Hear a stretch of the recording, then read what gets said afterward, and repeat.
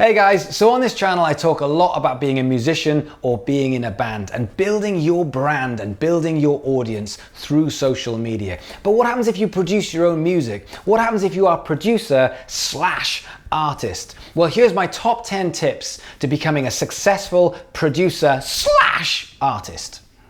Tip 10, if you want to be a producer slash artist by the likes of Drake or Calvin Harris or Kanye, then firstly, you are not a producer slash artist. You are an artist slash producer. This is very, very important. Whether you are making the music and performing and singing on it, or whether you are just producing the music and bringing in other artists, you are still the artist. You are still what people will search for on Spotify. And this is very important because I see far too many people thinking of themselves as producing music and then singing on it, but you are the artist. So what you stand for and your journey is very, very important. Tip 9, how much are you writing? Practice is so important. And if you're a musician, you will practice your guitar or bass for hours a day. And this is no different. You need to be writing every single day, track after track after track after track. Write so much that you've got shit stuff and amazing stuff, and you keep getting better and better and better. Your practice is your writing. So make sure you're writing every single day.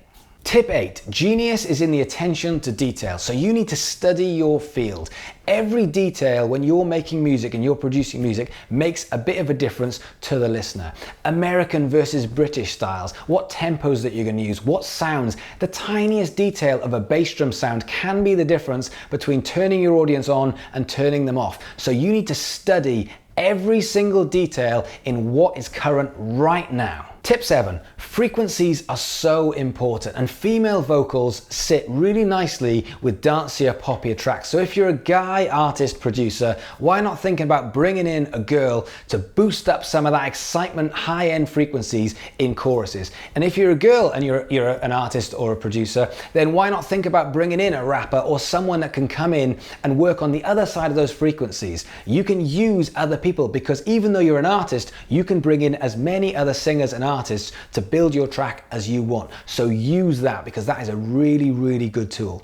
Point 6, remixes are your collabs. I talk about collabs all the time and how you can build your audience. Well, remixes are the way that you can do collabs.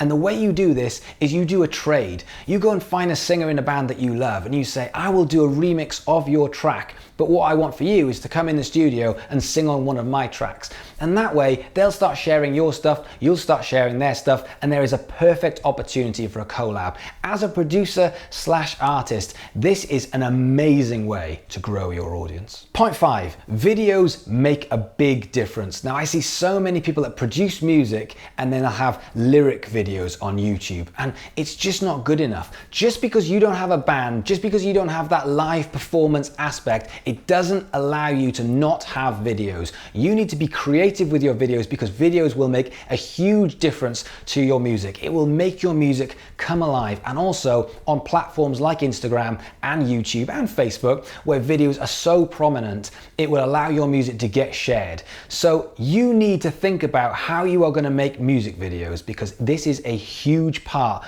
of getting shared and building up your audience. Tip 4, go and test your music live. Just because your music was made on a computer in a bedroom, it still has to work live. It still has to work in that club or that party environment. And you need to test it. You need to see the audience reaction and how it will fit in amongst other tracks.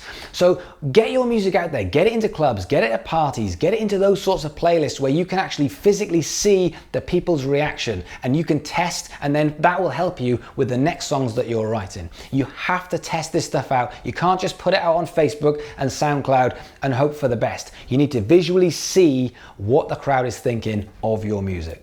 Tip 3, choose your social media strategy wisely. Which platform is going to be right for you, your music, your demographic, and your skills? Don't just go on all of the different platforms and start trying to promote yourself willy-nilly. This is something we talk about a lot, but with your music, you're still telling a story, and therefore, how are you going to get that across? Is it visual? Is it the audio? Are you making videos that we talked about earlier on? Those things matter. So therefore, looking at things like SoundCloud, Instagram, you need a Facebook obviously. Are you going to be on YouTube? But don't go on everything.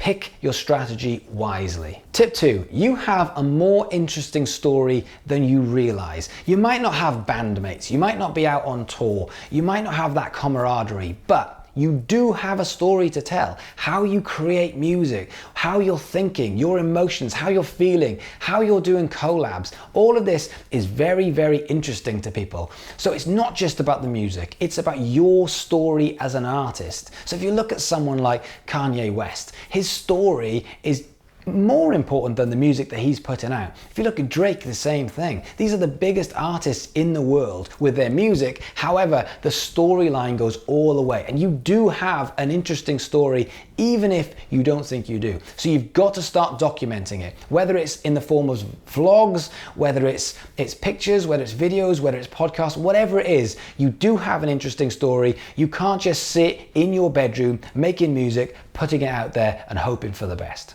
And tip number 1, and the big one, money. Where does the money come from? Well, I can tell you, it's just the same as anything else in the music industry. Money comes from supply and demand. Money comes from you having an audience, the audience growing and want to be a part of your journey and therefore buying into your music. The audience is still key. So you have to build that audience. How are you going to do that? You are going to do that the same way as we talk about on all of the rest of the videos on my channel. You're going to do that with collabs. You're going to do that by producing great content. You're going to do that by telling your story. You're going to do that by getting your music out there, by doing interviews. It's just work. It's hard work, and it is about how you are actually going to get your music, get your story, and get you out there so that you can build that audience and engage and look after your audience so that when your audience is big enough, you can put on your own gigs, or people will want to come and see you at a festival, or people will be asking to put your music on their videos or on their movies because you've got the audience and people are hearing it. That is the key. You have to be noticed, and in order to be noticed, you have to get your name out there, and that is daily grind of all the things that we just talked about. So that's my top 10 tips on becoming a successful producer / artist. Thank you so much for watching. I'd love it if you'd like the video. More importantly, I would love it if you'd subscribe to this YouTube. I make videos like this every single day to help musicians, music industry advice, social media advice, and business. So hit the subscribe button, and I'll see you again tomorrow.